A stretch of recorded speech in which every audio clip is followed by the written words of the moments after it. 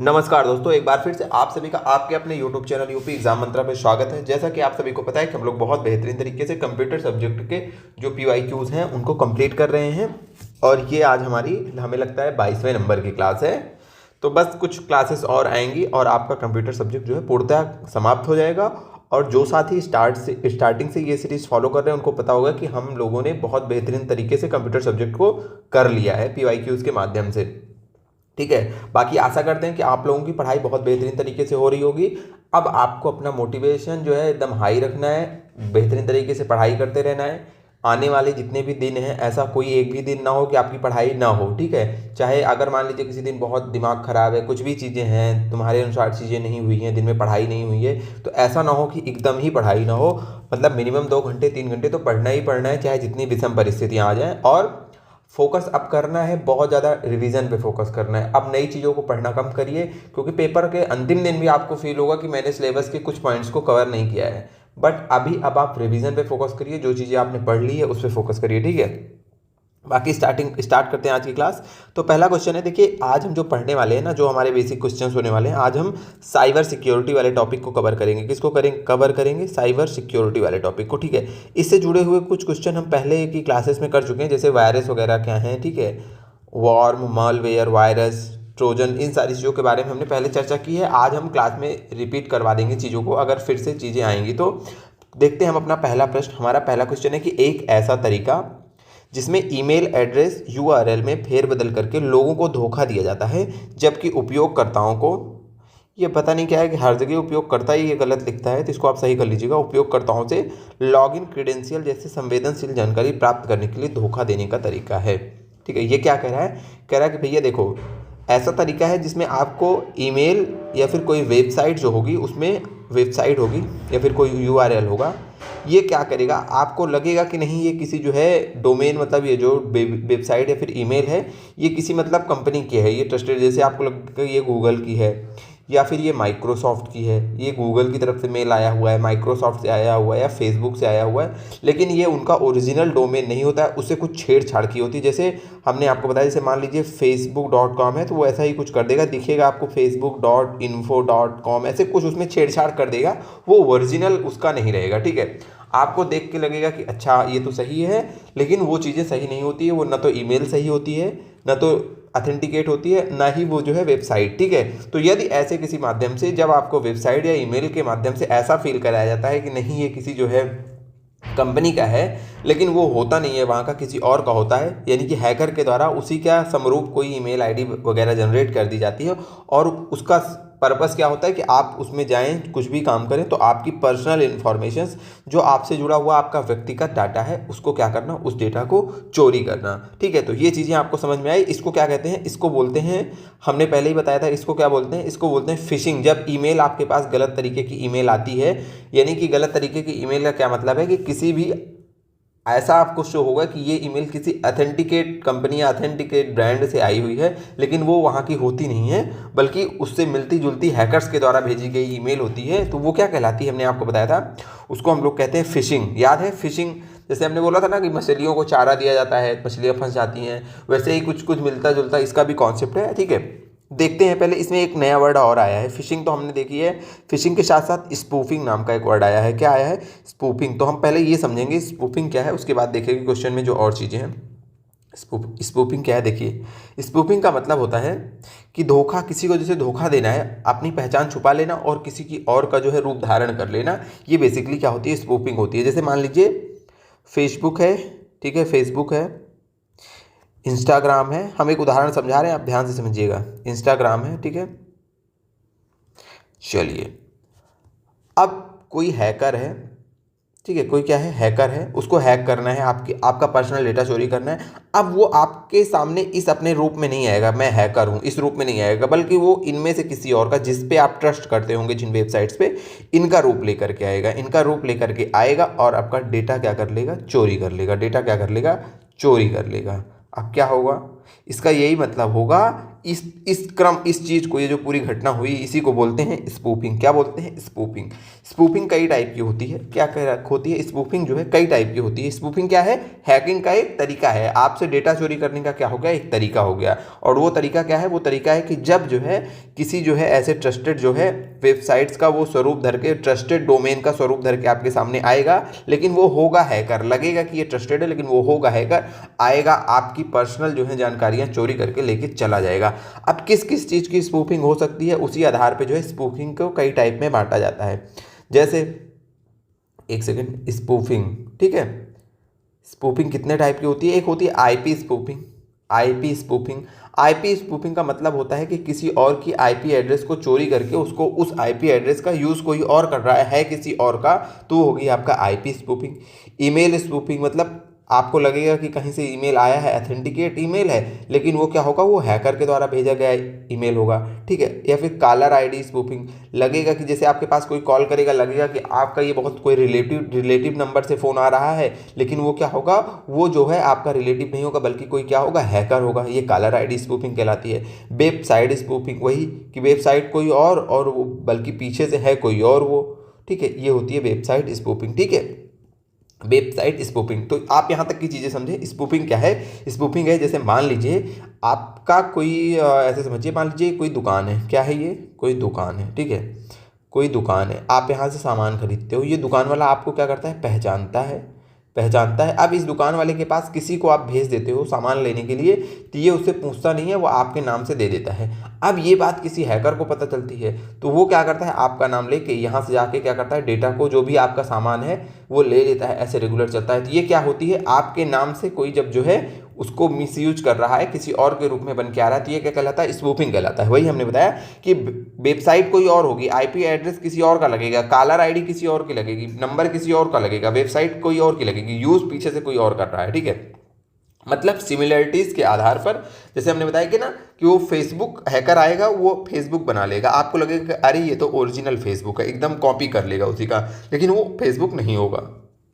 अब हम आशा करते हैं कि आपको स्पूफिंग समझ में आ चुकी होगी, स्पूफिंग क्या है, ठीक है। अब इसी स्पूफिंग से ये क्या हो गया, ये एक हथियार हो गया, ये क्या हो गया, ये एक हथियार हो गया, क्या करने का, हैकिंग करने का एक हथियार हो गया, डेटा चोरी करने का एक हथियार हो गया स्पूफिंग। और अगर एक शब्द में बोले कि स्पूफिंग क्या है, तो स्पूफिंग है कि धोखे से अपनी पहचान छुपाकर किसी और का रूप धारण करना, ठीक है। मतलब हम हैकर हैं, मैं अपनी पहचान छुपा लिया हूं और किसी और का रूप धारण कर लूंगा, जिसपे कि लोगों का विश्वास है, और का किसी और का रूप धारण करके आपका डेटा चोरी करूंगा, ये होगा स्पूफिंग। अब किस प्रकार से रूप धारण कर रहा हूं, हो सकता है मैं आईपी स्पूफिंग कर लूं, ईमेल का डुप्लीकेट रूप धारण कर लूं, कॉलर आईडी का डुप्लीकेट रूप धारण कर लूं, वेबसाइट का, ठीक है, तो हमने ये बताया। अब उसके पहले हमने चर्चा की हुई है, एक होता है आपका फिशिंग, इसमें है फिशिंग, आप जानते हैं फिशिंग, इसी से समझिए जुड़ा हुआ है। फिशिंग क्या है, इसी स्पूफिंग से जानिए कि आप मान लीजिए ईमेल है, ठीक है, अब ये हो गया ईमेल स्पूफिंग।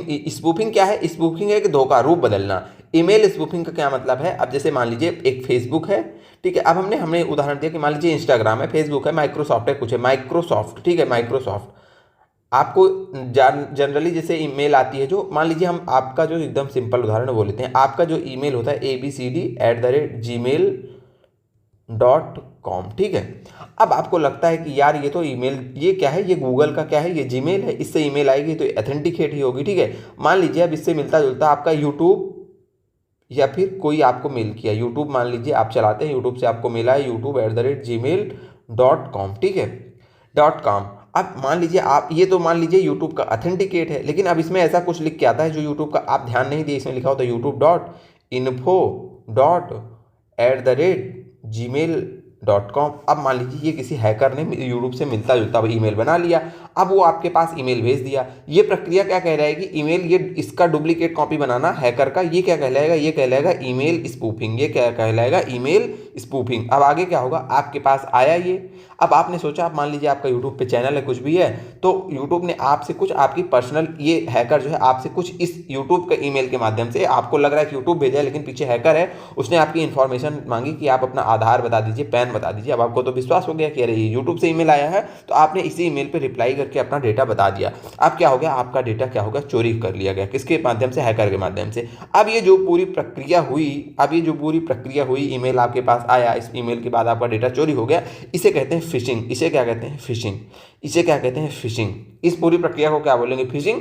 और केवल ये इसका डुप्लीकेट बनाने की यहाँ तक की प्रक्रिया, ये क्या कहलाएगी, ये कहलाएगी स्पूफिंग। तो जनरली एक शब्द में बोलें तो ये हथियार है। स्पूफिंग क्या है, आपसे अगर एक शब्द में बोले कि स्पूफिंग क्या है, स्पूफिंग एक हथियार है जिसके माध्यम से हैकर को क्या करनी है, चोरी करनी है। और अगर फिशिंग बोले क्या है, तो फिशिंग पूरा का पूरा अपराध हो गया। ठीक है, पूरा का पूरा अपराध हो गया। जैसे आपको किसी की हत्या करनी है तो आप हथियार ढूंढ रहे हो, वो स्पूफिंग है। वहाँ तक पूरी उसकी हत्या, उसका मर्डर कर दिए तो क्या हो गया, फिशिंग हो गई। ठीक है, वो क्या हो गया, फिशिंग हो गई। तो ये स्पूफिंग क्या है कि हैकिंग का तरीका है। ठीक है, फिशिंग क्या है, एक प्रकार से पूरा का पूरा जब अपराध हो गया, किसी के ईमेल के माध्यम से गलत ईमेल भेज करके उसका डेटा चोरी कर लेना, ये पूरा का पूरा जो अपराध है ये क्या कहलाता है, फिशिंग कहलाता है। अब हमने हैकिंग और फिशिंग आपको बहुत बेहतरीन तरीके से समझा दी। 10 मिनट टाइम लेकर के बताइएगा कि समझ में आई कि नहीं आई। अब ये क्वेश्चन कभी आपको गलत नहीं करना है, चाहे जैसे आए। ठीक है, फिर से क्वेश्चन एक बार ध्यान से देख लेते हैं। क्या कह रहा है क्वेश्चन कि एक ऐसा तरीका, कैसा तरीका, एक ऐसा तरीका जिसमें ईमेल एड्रेस या यूआरएल, ठीक है, अगर ईमेल होगा तो वो आपका क्या होगा, फिशिंग हो जाएगी। और स्पूफिंग तो किसी चीज का हो सकता है, ईमेल का भी, यूआरएल का, कॉलर आईडी का भी, फेर बदल करके लोगों को धोखा दिया जाता है। ठीक है, क्या किया जाता है, धोखा दिया जाता है। जबकि उपयोगकर्ताओं से लॉग इन क्रेडेंशियल जैसे संवेदनशील जानकारी प्राप्त करने के लिए धोखा दिया जाता है। तो हमने बताया कि जो तरीका है, जो हथियार है, वो स्पूफिंग है। और चूंकि ईमेल के माध्यम से जब डेटा चोरी कर लिया जाता है तो उसको फिशिंग बोलते हैं। तो आंसर क्या हो जाएगा, ये। ठीक है, हैकिंग तो एक डेटा चोरी करने का तरीका है। ठीक है, हैकिंग का क्या मतलब है, आपका डेटा चोरी कर लेना। ये क्या है, ये हैकिंग है, फिशिंग हमने बता दिया। तो ये हमारा ऑप्शन इसमें ए होगा। इसमें देख ले रहे हैं किसी में कुछ और समझने वाली चीजें तो यहाँ पे नहीं है। इसमें जो ऑप्शंस हैं वो हमें आगे अभी और देखने के लिए मिलेंगे, जो भी यहाँ पे चीजें हैं तो हम वहाँ पे चीजों को समझा देंगे। ठीक है, अच्छा यहाँ पे एक बात हम आपको सोच रहे हैं समझा ही दें। ठीक है, पहले उसको समझ लीजिए क्योंकि हमने लास्ट क्लास में उसका डिस्कशन किया हुआ है। एक बार आपको रिवीजन करने के दृष्टिकोण से सारी चीज़ें हम आपको बहुत तेज़ी से रिवाइज करवाएंगे और आप लोग फोकस होकर रिवीजन करिएगा। ठीक है, देखिए हमने आपको एक लास्ट क्लास में बताया था, लास्ट मतलब काफ़ी पुरानी क्लास हो गई है, मालवेयर के बारे में बताया था कि मालवेयर क्या होता है। ठीक है, इसको कहीं कहीं मेलवेयर, कहीं कहीं मालवेयर भी लिखा होता है ऐसे। ठीक है, इसकी इंग्लिश होती है MALWARE। हमने इसके बारे में 2 चीज़ें आपको बताई थी। क्या बताई थी कि भैया ये जो है मालवेयर का मतलब होता है कि इसको बोला, इसका ये 2 मालवेयर, यहाँ ये 2 वर्डों से मिलकर बना हुआ है। यहाँ है मेलेसियस, ये जो माल वर्ड आया है मेलेसियस से आया है, और वेयर आया है सॉफ्टवेयर से। कहाँ से आया है, वेयर आया है सॉफ्टवेयर से।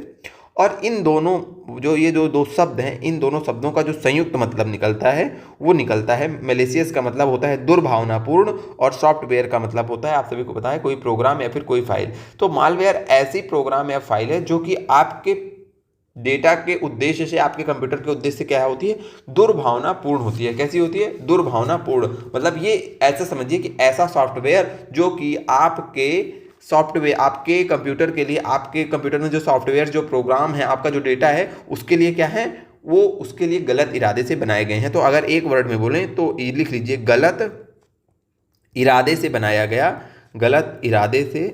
गया सॉफ्टवेयर। गलत इरादे से बनाया गया सॉफ्टवेयर ही क्या है, मालवेयर है। वैसे तो सॉफ्टवेयर हमारे कामों को आसान करने के लिए बनाए जाते हैं। ठीक है, बहुत सारे सॉफ्टवेयर हैं, ठीक है, कि हम कंप्यूटर से काम करवा सकें। लेकिन ये सॉफ्टवेयर किस लिए बनाया जाता है, ऐसा सॉफ्टवेयर जो हमारे डेटा को हैक करने के लिए, हमारे सिस्टम को खराब करने के लिए बनाया जाता है। यानी कि गलत इरादे से जो सॉफ्टवेयर बनाया जाता है उसे क्या कहते हैं, उसे बोला जाता है मालवेयर। तो इसको आपको कभी नहीं भूलना है। अब आप कहेंगे कि ये बताइए, ये जो मालवेयर हैं ये कितने टाइप के होते हैं। ये सारी चीज़ें हमने आपको बताई हुई है कितने टाइप के होते हैं। हमने कुछ प्रमुख टाइप्स को आपको प्रीवियस वीडियोज़ में बताया हुआ है, वो टाइप्स हम आपको एक बार फिर से रिपीट करवा देते हैं। हमने आपको वायरस के बारे में बताया था। किसके बारे में, वायरस के बारे में। आप कहेंगे वायरस क्या होता है, तो वायरस के बारे में याद करिए। अगर आप लोगों को नया याद आ रहा हो तो क्लासेस का रिवीजन करिए।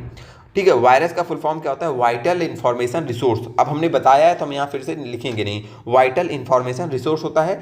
इसमें आपको बस एक याद करना है कि जैसे आपके ये कंप्यूटर में जब आता है, ऑब्वियसली कंप्यूटर में आएगा तो कंप्यूटर के प्रोग्राम, कंप्यूटर के डेटा को क्षति ही पहुंचाएगा। ये तो अब सबका सिस्टम वही है। लेकिन हमें चीज़ें यहाँ पे वो याद रखनी जहाँ से क्वेश्चन आता है। जैसे इसके बारे में याद रखना है कि ये जो है,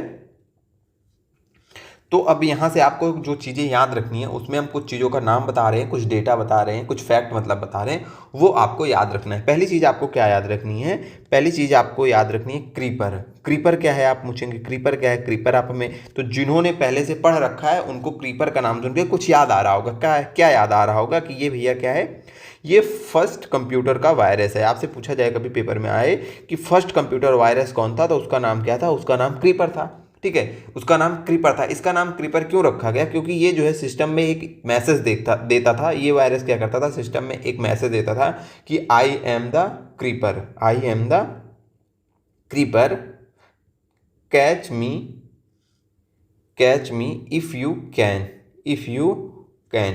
तो ये बात आपको याद रखनी है कि ये जो वायरस था ये क्या देता था, पॉपअप देता था आपकी जो वेबसाइट्स थी वहाँ पे कि I am the creeper, catch me if you can, ठीक है।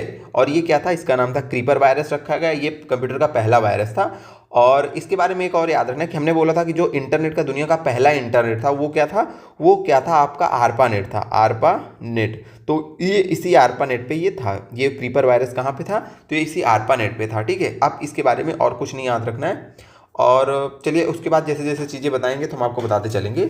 अब देखते हैं हम वायरस के अलावा क्या हमारे लिए इंपॉर्टेंट है ये, ठीक है। वायरस के अलावा जो हमें देखना है वो उसके बाद हम देखेंगे वार्म। क्या देखेंगे, वार्म। अगली चीज़ क्या देखेंगे, वार्म। ये चीज़ें हमने आपको पढ़ाई हुई है, ठीक है, लेकिन इससे रिलेटेड कुछ फैक्ट हमने नहीं पढ़ाया तो हमने सोचा आपको बता दें। इसके बारे में एक बात याद रखनी है, वार्म के बारे में कई बार क्वेश्चन आया हुआ है कि जो वार्म होता है वो स्वतः मतलब खुद से जो है स्वतः खुद की कॉपी बना लेता है। मतलब अगर ये आपके कंप्यूटर में एक है, ऐसे समझिए एक है, तो खुद की कॉपी बनाते बनाते बनाते बनाते फैला लेगा अपने आप को, ठीक है। तो स्वतः से खुद की कॉपी बना लेता है। ये बात आपको याद रखनी है। किसके बारे में है, तो ये है वार्म के बारे में। अब आप कहेंगे कि ये बताइए कि क्या इसके बारे में हमें कुछ और याद रखना है। हाँ, तो इसके बारे में जो हमें याद रखना है वो ये है कि अगर आपसे पूछा जाए कि क्या क्या नाम था उसका, हाँ एक नाम है जिसका नाम है मॉरिस वॉर्म। क्या नाम है इसका, इसका नाम है मॉरिस वॉर्म। ये बात आपको याद रखनी है, लिख देते हैं, इसका नाम है मॉरिस वॉर्म। जैसे हमने भी एक वायरस के बारे में पढ़ा ना, वैसे आप इस मॉरिस वॉर्म के बारे में भी आपको पढ़ना है। पढ़ना क्या है, एक फैक्ट याद रखना है। क्या फैक्ट याद रखना है मॉरिस वॉर्म के बारे में, कि ये इंटरनेट पे फैलने वाला पहला प्रमुख वॉर्म था। अगर आपसे पूछे ये क्या था, ये पहला वायरस था, लेकिन याद रखना है कि ये इंटरनेट पर फैलने वाला, इंटरनेट पर फैलने वाला पहला प्रमुख वॉर्म था। क्या था, पहला प्रमुख वॉर्म था। ये आपको याद रखना है, ठीक है। ये वायरस नहीं था, ये बात आपको ध्यान रखनी है कि ये वायरस नहीं था। मॉरिस वॉर्म वॉर्म था, वायरस नहीं था, ठीक है। और क्या याद रखना है, इसको जो है 1988 में, सन नहीं याद रखना है, लेकिन ये याद रखना है किसके द्वारा बनाया गया था। तो एक लोग थे जिनका नाम था टैपन मॉरिस। क्या नाम था, टैपन मॉरिस उनका नाम था। उनके द्वारा इस वॉर्म को बनाया गया था। ये बात आपको याद रखनी है, ठीक है। अच्छा, उसके बाद एक वायरस का नाम आपको और याद रखना है, ठीक है। वहाँ से भी क्वेश्चन आया हुआ है। एक वायरस है आई लव यू। क्या नाम है, देखिए कितना बढ़िया नाम है, आई लव यू। ये वायरस आपसे पूछा जाएगा कि कब ये वायरस आया, तो इस वायरस के बारे में याद रखनी है कि 2000 में। कब आया, 2000 में ये वायरस आया था, ठीक है। चलिए उसके बाद एक वायरस और आपको याद रख लेना है, उसके बारे में बता दे रहे हैं, वहाँ से भी क्वेश्चन आ सकता है, ठीक है।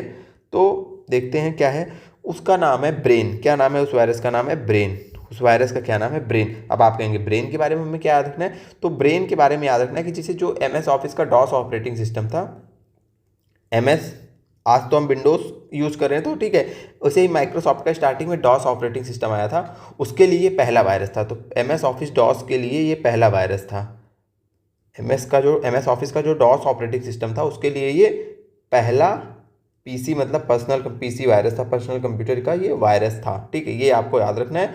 और इसके बारे में एक बात और याद रखना है कि इसको 1986 में इसको बनाया गया था। और दो हमारे भिखारी देश जो है हमारा पड़ोसी, वहाँ के जो दो भाई थे, पाकिस्तान के दो भाइयों के द्वारा बनाया गया था। ये याद कर लेना है, ठीक है। अच्छे से नाम ले लेते हैं, पाकिस्तान के दो भाइयों के द्वारा बनाया गया था, पाकिस्तान के दो भाइयों द्वारा। ये आपको याद रखना है, ठीक है। इतनी चीज़ें हमने बता दी हैं। अब इसके बाद आपको कुछ और बता देते हैं कि ठीक है, दो हमने वायरस के बारे में आपको बताया, उसके बाद वॉर्म के बारे में बताया, ठीक है। इसके बारे में जो अतिरिक्त चीज़ें हमने बताई हुई है उसको जाके पढ़ लेना नोट्स से, ठीक है। और बता देते हैं इनके अलावा भी यदि कुछ है इंपॉर्टेंट तो हाँ है, इनके अलावा भी आपके कुछ और मालवेयर्स हैं जिनको कहते हैं ट्रोजन हार्ट्स। क्या नाम है उसका, उसका नाम है ट्रोजन हार्ट्स। इसके बारे में आपको क्या याद रखना है, ट्रोजन हार्ट्स के बारे में याद रखना है कि ये आपको दिखेगा कि ये आपके लिए बहुत यूज़फुल है। ये आपको दिखेगा कि भैया हम बहुत सहायता करने वाले हैं, सहायता करने वाले सॉफ्टवेयर हैं, मतलब हम कोई यूज़फुल सॉफ्टवेयर हैं। मतलब देखने में नहीं लगेगा, देखने में एकदम हितैषी लगेगा, जैसे वो नहीं आस्तीन का सांप है, इसको ऐसे याद रख लीजिए ट्रोजन हार्ट को। और आस्तीन का सांप क्या है, आस्तीन का सांप, ठीक है। मतलब देखने में यूज़फुल लगेगा, लेकिन ये पीछे से जो है, पीछे से सिस्टम को नुकसान पहुंचाता है, पीछे से सिस्टम को नुकसान। तो आपके कंप्यूटर का आस्तीन का सांप है ये, ठीक है, पीछे से सिस्टम को क्या करता है, नुकसान पहुंचाता है। ये बात आपको याद रखनी है। इसके बारे में एक बात और याद रख लीजिए, स्पाईवेयर का एक और है आपका मालवेयर, जैसे ट्रोजन हॉर्स हो गया, वायरस हो गया, वार्म हो गया, उसी प्रकार एक विशेष प्रकार के मालवेयर को बोला था स्पाईवेयर। एक सेकेंड, इरेज हो जा रहा, स्पाईवेयर। स्पाईवेयर क्यों प्रमुख है, तो इसके बारे में आपको ये बात याद रखनी। देखिए इसके नाम में ही आगे जुड़ा स्पाई। स्पाई मतलब जो डेटा जो चोरी चुपके से आपकी पर्सनल इंफॉर्मेशन निकालता है उसको क्या बोलते हैं, स्पाई।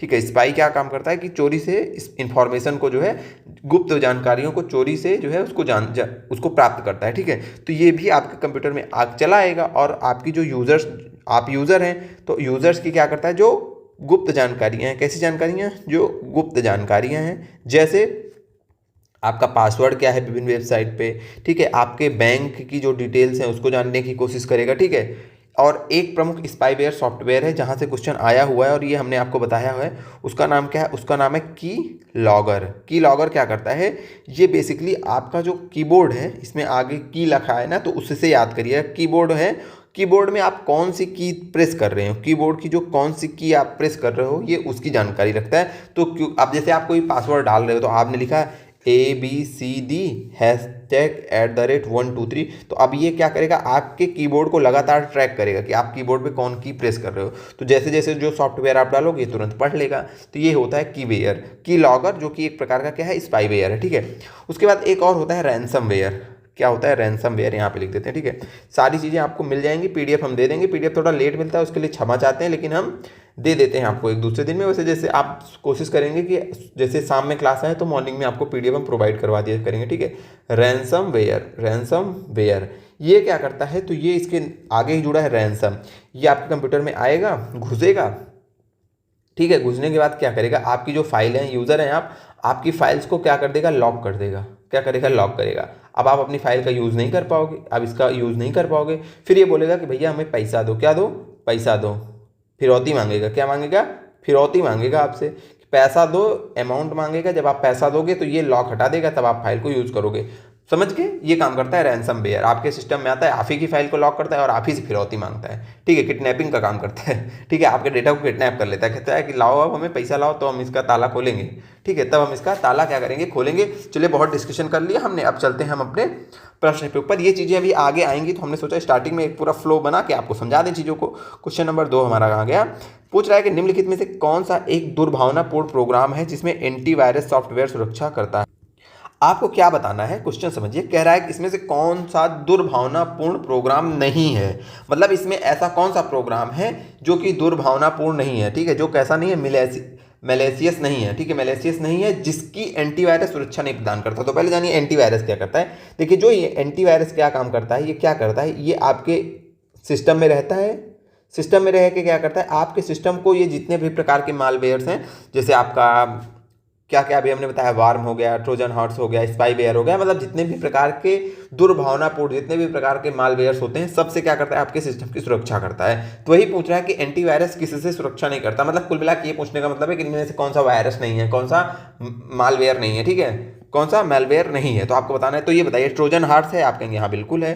ठीक है, वायरस है, आप कहेंगे हाँ बिल्कुल है। वार्म है, आप कहेंगे हाँ बिल्कुल है। वेब ब्राउजर क्या कोई वायरस है, आप कहेंगे नहीं बिल्कुल। वेब वायरस कहाँ से, कब से हो गया भाई। हम ब्राउजर क्या किसी प्रकार का दुर्भावनापूर्ण वाला व्यवहार है जो कि मतलब आपके सिस्टम को हानि पहुंचाता था, आप कहोगे नहीं, ये तो हमारी हेल्प करता है, हम इसी पे ब्राउजिंग करते हैं, सर्फिंग करते हैं इसी पे। ठीक है, तो ये हो जाएगा इसका राइट आंसर, क्योंकि हमें नहीं की पहचान करनी थी। ठीक है, अगला क्वेश्चन देखते हैं। देखिए, अभी हमने सबको इस सब के बारे में बताया ना, ट्रोजन हॉर्स, वायरस, वार्म, सबके बारे में।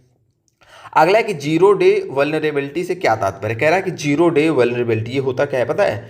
जैसे मान लीजिए आपने कोई, जैसे किसका उदाहरण ले, चलिए हम व्हाट्सएप का उदाहरण लेते हैं, फेसबुक का उदाहरण लेते हैं, यूट्यूब का उदाहरण लेते हैं, किसका उदाहरण लें। अभी आप लोग लाइव होते तो पूछते हम आपसे, पहुँच के उदाहरण लेते हैं, लेकिन कोई बात नहीं है, हम इसको उदाहरण लेते हैं सिंपल सा, इंस्टाग्राम का। ठीक है, इंस्टाग्राम का उदाहरण देते हैं। ठीक है, अब इंस्टाग्राम को जब कंपनी ने बनाया, डेवलपर ने क्या कराया, डेवलपर ने इंस्टाग्राम को बनाया, बना करके इसको क्या कर दिया, इसको जो है आपके प्ले स्टोर पे डाल दिया। अब आप लोग क्या कर रहे हो, इसका यूज़ कर रहे हो। ठीक है, इसका यूज़ कर रहे हो, यूज़ करते हुए किसी हैकर को क्या पता चलता है, भाई इसमें एक ऐसा तरीका है जिससे कि हम यूज़र के डेटा को चोरी कर सकते हैं। जिससे क्या कर सकते हैं, यूज़र के डेटा को चोरी कर सकते हैं। मतलब एक लूप होल मिल गया हैकर को कि हम डेटा को चोरी कर सकते हैं यूज़र के। अब देखिए, अब ये लूप होल हैकर को मिल गया, लेकिन कंपनी को अभी नहीं पता। तो ये हैकर क्या कर लेगा, इसको तुरंत चोरी करना शुरू कर देगा, क्या करेगा, चोरी करना शुरू कर देगा। अब देखिए, अब क्या कंपनी के पास बिल्कुल टाइम है इसको सही करने का? तो कहेंगे, हम कहेंगे नहीं, हम कहेंगे नहीं। आप कहोगे क्यों नहीं टाइम है? ये बताइए, कंपनी से पहले तो हैकर को पता चल गया ना, कंपनी से पहले किसको पता चल गया, हैकर को पता चल गया। तो अब कंपनी के पास टाइम कहाँ है? जब जितनी देर में सुधारेगी उतनी देर में ये बहुत सारा डेटा चोरी कर लेगा। तो यही, इसे ही बोलते हैं जीरो डे वल्नरेबिलिटी, यानी कि जब किसी भी सॉफ्टवेयर की कमियों के बारे में उस कंपनी के डेवलपर से पहले किसी और यानी कि हैकर को पता चल जाता है, तो इसी को क्या बोला जाता है, जीरो डे वल्नरेबिलिटी। अब आपके पास 0 दिन का समय है अपने सॉफ्टवेयर को सही करने का। 0 दिन से क्या मतलब है, क्योंकि हैकर को तो पता ही चल चुका है ना, वो तो अब आपके सिस्टम में जो आपके सॉफ्टवेयर में कमियां है उसका मिसयूज करने ही लगा, तो अब आपके पास समय नहीं है। तो इसको क्या बोलते हैं, जीरो डे वल्नरेबिलिटी। हमें आशा है समझ में आ चुकी होगी आप लोगों की ये बात, ठीक है। तो वही है कि पूछ रहा है कि जीरो डे वल्नरेबिलिटी से क्या तात्पर्य है। तो देखिए, पहले तो आंसर इसमें लिखा ही है, लेकिन आप लोग एक बार समझ लीजिए कि एक कमजोरी, हमने बताया ना, एक कमजोरी जिसका हमलावरों को, हैकर्स को पता है, लेकिन विक्रेता, वही जिसने इस सॉफ्टवेयर को बनाया, अभी तक उसको वो पैच ठीक से नहीं पता किया है उसके द्वारा, ठीक है। उस पैच को, यहाँ पे एक वर्ड आया है पैच, अभी तक पैच ठीक नहीं हुआ है। तो हम आपको बताते हैं कि आखिरकार पैच क्या है। जो यहाँ पे पैच वर्ड आया है, इसका क्या मतलब है, पैच से क्या तात्पर्य है, ठीक है, बताते हैं आपको। ये कुछ चीज़ों को यहाँ समझिए, ठीक है, कुछ चीज़ों को हम आपको समझाते हैं। हमने भी बताया कि जीरो डे वल्नरेबिलिटी, ठीक है, जीरो डे वल्नरेबिलिटी ये क्या है? हमने बताया कि आपके सिस्टम में एक ऐसा बग, आपके सॉफ्टवेयर में ऐसा बग, आपके सॉफ्टवेयर की ऐसी कमजोरी जो कि आपको, यानी कि जो भी उसका डेवलपर है उसको नहीं पता, जबकि हैकर को पता चल चुकी है। तो हमने बताया कि इसको ठीक करने का अब आपके पास टाइम नहीं है। ठीक तो आप करोगे, लेकिन जितनी देर में ठीक करोगे हैकर डेटा चोरी कर लेगा, जो उसको काम करना है वो कर लेगा। तो इसीलिए इस प्रकार के जो बग्स होते हैं उनको क्या बोला जाता है, जीरो डे वल्नरेबिलिटी। अब हमने एक वर्ड बोला बग, अभी हमने क्या बोला, बग। अब आप कहोगे ये बग क्या है? देखिए, बग का मतलब होता है खराबी। बग का क्या मतलब होता है? बग का मतलब होता है खराबी। क्या मतलब होता है? खराबी। या फिर हम कहें किसी भी प्रकार की त्रुटि, किसी भी प्रकार की त्रुटि। आप कहेंगे कहाँ पे खराबी और त्रुटि हो रही, तो हम कहेंगे सॉफ्टवेयर में। कहाँ पे? सॉफ्टवेयर में, प्रोग्राम में जो आपने निर्माण किया है। जैसे अभी देखिए, आप कोई सॉफ्टवेयर बनाए, हो सका कि आपने, जैसे आप एक, ये आप सॉफ्टवेयर है, ठीक है, अब यहाँ पे आपने बटन दिया जिसको क्लिक करने पे वीडियो चलना चाहिए, लेकिन इसको क्लिक करने पे वीडियो नहीं चल रहा है। तो ये क्या हो गया, ये बग हो गया, ये बग हो गया। मतलब आपने जिस काम के लिए इसे बनाया है वो काम सही से नहीं काम कर रहा है, या फिर ये वो नहीं कर रहा है बल्कि कुछ और कर रहा है। आपको बटन क्लिक करना है वीडियो बनाने के लिए, तो वो आपको बटन क्लिक करना है वीडियो चलने के लिए, तो कैमरा ऑन हो जा रहा है, वीडियो बना रहा है। तो इसको क्या कहते हैं, बग। यानी कि आपके प्रोग्राम में, आपके सॉफ्टवेयर में कोई प्रॉब्लम जब आ जाती है, कोई समस्या आ जाती है, ठीक है, कोई समस्या आ जाती है, कोई त्रुटि होती है, तो उसको क्या बोलते हैं, उस प्रोग्राम में जब कोई त्रुटि आती है उसको क्या बोला जाता है, बग। अब त्रुटि आई है तो इसको ऐसे ही छोड़ दिया जाएगा? तो हम कहेंगे नहीं, ऐसे छोड़ा नहीं जाएगा, क्योंकि भाई यूज़र को अच्छा एक्सपीरियंस देना है, यूज़र यूज़ ही नहीं करेगा तो छोड़ा नहीं जाएगा। तो क्या किया जाएगा, इसको क्या किया जाएगा, ठीक किया जाएगा, ठीक किया जाएगा, ठीक है। अब देखिए, अब इसमें दो कंडीशन होती है कि ये कंपनी को पहले से ही पता था। कंपनी के एक होता है कि पहले से पता है, एक होता है कि कंपनी से पहले इसमें कोई कमजोरी है जिसको कंपनी से पहले हैकर पता कर ले, कंपनी से पहले हैकर पता कर ले, और उस कमजोरी से जो भी उसको अपना काम निकलवाना है, डेटा चोरी करना है, मतलब जो भी उसका मिसयूज कर सकता है वो करना शुरू कर दे। तो इसी को बोलते हैं जीरो डे वल्नरेबिलिटी, ठीक है, जीरो डे वल्नरेबिलिटी, कि कंपनी के पास ठीक करने का टाइम नहीं है, ठीक है। अब दूसरे डिपार्टमेंट पे आते हैं, मतलब दूसरे कि कंपनी अब ठीक कर रही है, कंपनी, हैकर को नहीं पता है, कंपनी को पता है, कंपनी अपने हिसाब से इसको क्या करती है, ठीक करती है। क्या करती है, ठीक करती है, कंपनी का काम ही है इसका ठीक करना। तो इसमें पहली बात तो अब दो चीज़ें होती हैं कि कंपनी ठीक कैसे करती है, क्योंकि कंपनी में कुछ ऐसे इंजीनियर्स होते हैं जो सॉफ्टवेयर में लगातार क्या करते हैं, कमियां ढूंढते हैं। क्या करते हैं, कमियां ढूंढने का काम करते हैं। इसमें कमियां ढूंढने का, कोई भी सॉफ्टवेयर जब बनता है ना, तो वो एक अलग टीम ही होती है जो इसमें कमियां ढूंढती है। क्या करती है, कमियां मतलब बग्स ढूंढती है, ठीक है, बग्स ढूंढती है। और ये कमियां ढूंढने की जो प्रक्रिया होती है, क्या होती है, कमियां ढूंढने की मतलब किसी भी सिस्टम, किसी भी सॉफ्टवेयर में जो कमी ढूंढने की प्रक्रिया होती है, उसको क्या बोला जाता है, उसको बोला जाता है डीबगिंग। क्या उसको बोला जाता है, उसको बोला जाता है डीबगिंग। ये बात आपको याद रखनी है, डीबगिंग, इसको क्या बोला जाता है, डीबगिंग। कंपनी में सॉफ्टवेयर में कमियां ढूंढने का प्रोसेस क्या कहलाता है, कमियां डीबगिंग। ये प्रोसेस क्यों होता है डीबगिंग का, इसीलिए कि ऐसा ना हो कि कंपनी से पहले किसी हैकर को पता चल जाए और वो उस कमी का फायदा उठा ले, ठीक है। अच्छा चलिए, अब क्या डीबगिंग कैसे की जाती है, डीबगिंग कैसे की जाती है, तो इसके लिए भी क्या होता है, एक सॉफ्टवेयर होता है, एक सॉफ्टवेयर होता है और उस सॉफ्टवेयर को कहते हैं डीबग। उस सॉफ्टवेयर को क्या कहते हैं, उस सॉफ्टवेयर को कहते हैं डीबग। आपको याद रखना है, उस सॉफ्टवेयर को क्या कहते हैं, डीबग कहते हैं। अच्छा, अब इसके बारे में और कुछ करें, हाँ बिल्कुल, और थोड़ी सी बात आपको याद रखनी।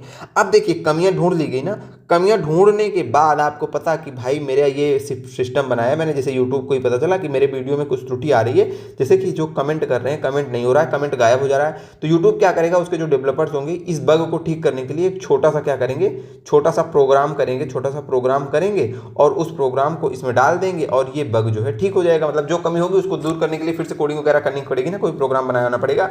तो यानी कि ये यूट्यूब का तो बहुत बड़ा पूरा सॉफ्टवेयर है, उस सॉफ्टवेयर में एक छोटा सा और प्रोग्राम जो कमी है उस कमी को दूर करने के लिए, मतलब कमी को दूर करने के लिए, कमी को दूर करने के लिए क्या किया जाता है, दूर करने के लिए एक छोटा सॉफ्टवेयर, छोटा प्रोग्राम बनाया जाता है। ठीक है, क्या बनाया जाता है, एक छोटा प्रोग्राम बनाया जाता है और इस छोटे प्रोग्राम को क्या कहते हैं, जो वो कमी को दूर करता है, इसको पैच बोला जाता है। पैच, पैच जानते हो, पैच, पैच का नाम सुने होंगे।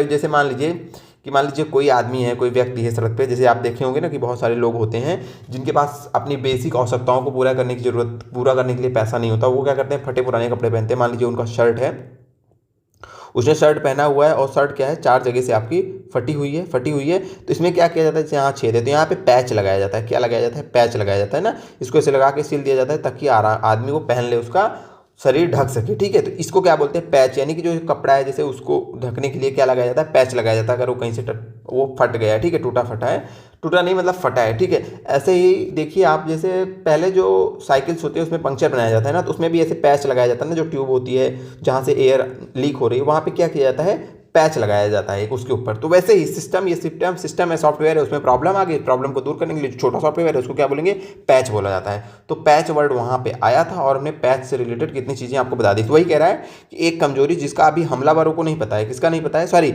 हमलावरों को पता है लेकिन कंपनी को नहीं पता, कंपनी को नहीं पता।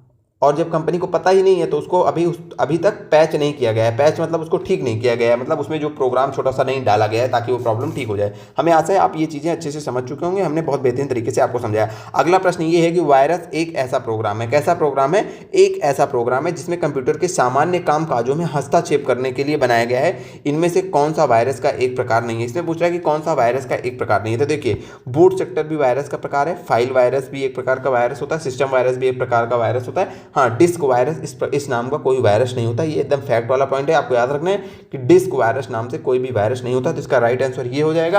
अब आप कहेंगे बताइए कि बूट सेक्टर क्या होता है, तो हम ये बताएंगे ऐसा वायरस, कैसा वायरस, ऐसा वायरस जो कि आपके जो सिस्टम की बूटिंग डिवाइस है, जो बूट वाला सेक्शन है उसको संक्रमित करता है। किसको संक्रमित करता है, जो बूट सेक्टर होता है उसको। ठीक है, जो इसमें बूट सेक्टर लिखा है ना, बूट सेक्टर क्या होता है, जब आपका कंप्यूटर स्टार्ट होता है तो बूटिंग करता है ना, जब वो क्या करता है, आपकी जो है किसकी फाइल, ऑपरेटिंग सिस्टम की फाइल लोड करता है, उसको क्या बोलते हैं, बूटिंग। तो कंप्यूटर जब स्टार्ट होता है, थोड़ी सी क्षमा चाहते हैं साथियों कि थोड़ा सा क्लास रिकॉर्ड कर रहे थे तो अचानक से एक इमरजेंसी कॉल आ रही थी तो हमने इसको उठा लिया। दरअसल एक हमारे फ्रेंड है, उनका एक्सीडेंट हो गया है थोड़ा सा, तो थोड़ा सा अभी क्लास हम रिकॉर्ड करते हैं जल्दी से, ठीक है।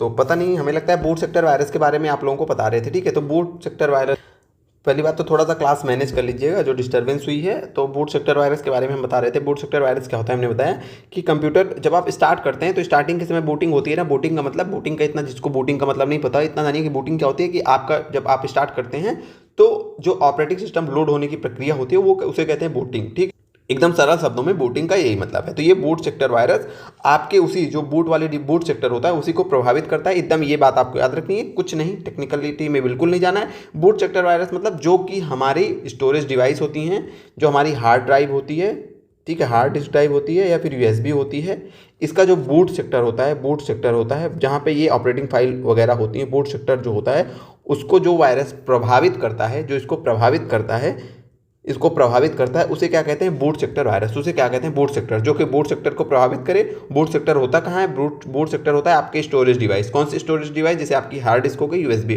उसमें जो वायरस जाएगा बूट सेक्टर को प्रभावित करेगा, उसको बोलेंगे बूट सेक्टर वायरस। ठीक है, अगर आपसे पूछे कि अच्छा जो बूट सेक्टर वायरस होता है सक्रिय कब होता है, तो हमने आपको बताया कि सिस्टम जैसे ही आप ऑन करते हैं सबसे पहले क्या होता है, बूटिंग होती है, ऑपरेटिंग सिस्टम लोड होता है। तो ऑपरेटिंग सिस्टम लोड होने के साथ ये भी सक्रिय हो जाता है। तो ये बात उसी से रिलेट करके आपको याद कर लेनी है, ठीक है। जो फाइल वायरस क्या होता है, फाइल वायरस आपके कंप्यूटर की जो .exe और .com वाली जो फाइल्स होती हैं इनको प्रभावित करता है। बस आपको एक लाइन इसके बारे में ये याद रखनी है, ठीक है। उसके बाद बस इतनी चीज़ें आपको याद रखनी है, ज़्यादा, ठीक है। सिस्टम वायरस वैसे ही जो सिस्टम को प्रभावित करे वो क्या है, वो सिस्टम वायरस है। बस आपको यहाँ से ये याद रखना है कि डिस्क वायरस कोई भी वायरस नहीं है। और यहाँ से ज़्यादा क्वेश्चन जितना ये बातें बता दी हैं आप इतनी याद रखिएगा, जो ये चीज़ें बताई हैं ये आपको ज़्यादा ध्यान से रखनी है, ठीक है।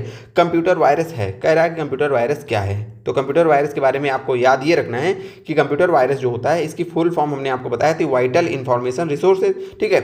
उसके बाद इसके बारे में एक याद ये रखना है कि जब ये कंप्यूटर प्रोग्राम में होता है ना, जब ये जाता है आपके कंप्यूटर में तो अपने आप खुद से कई सारी कॉपियाँ बनाता है, ठीक है। अपने आप खुद से कई सारी कॉपियाँ बना लेता है। जैसे पहले एक था, फिर ये क्या हो जाएगा 2 हो जाएगा, फिर इससे ये 2 और हो जाएगा, फिर इससे क्या हो जाएगा 2 और हो जाएगा। मतलब खुद से ये अपने आप को बढ़ाता चला जाता है, खुद से अपनी कॉपी बनाता चला जाता है। तो इसको वायरस के बारे में ये बात आपको जरूर याद रखनी है, ठीक है। ऐसा ही हमने अभी आपको किसके बारे में बताया था, वार्म के बारे में भी सेम ऐसी बात बताई थी कि वार्म भी क्या होते हैं कि वो भी फैलने के लिए उनको भी किसी की सहायता की जरूरत नहीं होती है, खुद को बहुत तेजी से वो भी फैला लेते हैं, ठीक है। और वायरस के बारे में भी याद रखना है कि ये जो है खुद से क्या करते हैं, स्वयं की प्रतिलिपियां, स्वयं की कॉपी ये भी बना सकते हैं। क्वेश्चन नंबर 6 है कि बग क्या है, बताइए बग क्या है। अभी हमने बताया बग क्या है, कंप्यूटर के प्रोग्राम में कोई त्रुटि, वो क्या है बग। कंप्यूटर वायरस है नहीं, बग कंप्यूटर वायरस नहीं है, हमने कभी भी नहीं बताया, ठीक है। बग क्या है, हमने बोला कि आपका कोई प्रोग्राम है उसमें कोई त्रुटि है, वो क्या होती है, बग होती है। इसको ढूंढना क्या इस त्रुटि का पता करना कंपनी के द्वारा क्या कहलाता है, डिबगिंग कहलाता है, ठीक है। लेकिन अगर कंपनी से पहले किसी हैकर को पता चल गया और वो हैकर इसका मिसयूज कर रहा है तो ये क्या करता है, उस